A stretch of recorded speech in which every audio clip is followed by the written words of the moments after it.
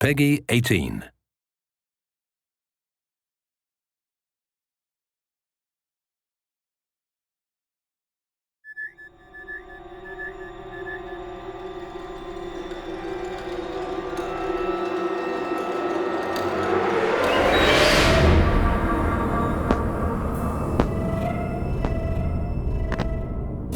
Essentially, tension comes from unanswered questions. Tension comes from anticipation.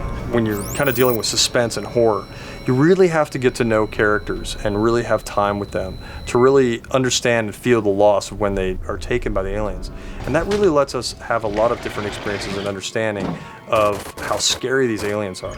And so this gives us a chance to really kind of get you involved and also be able to kind of pull the rug out from under you whenever there's a loss of a particular character or whatever it is.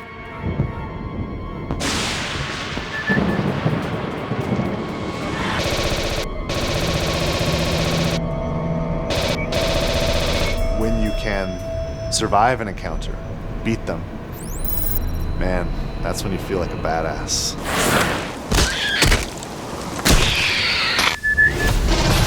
We're gonna have a lot of different places than you've seen maybe in the movies.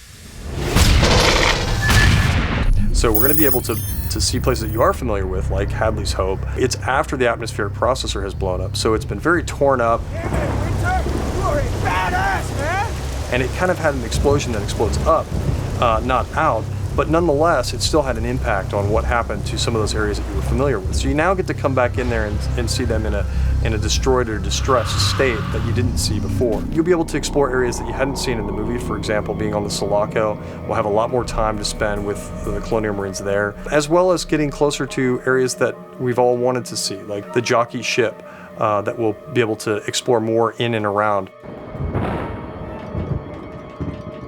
You want to have the lighting, the feel, the surfaces, the characters, the equipment, just everything that you would have seen in the movie. You want to have that be as accurate as possible. You know, Sid Mead did the original designs for the Sulaco, and he's helped us realize how the rest of that ship looks. Great. Now my friggin' tracker's broken. Just watch the red dots. That's what I'm telling you. Motion tracking, you know, that ping, and then when you hear the blip, when the aliens are actually in the vicinity. It's such an iconic sound, and when we got the source material for 20th Century Fox, the actual audio that was recorded and Foleyed and some of the other stuff that was digitally produced, man, it's so exciting to be able to play with that content and then work that content into the game.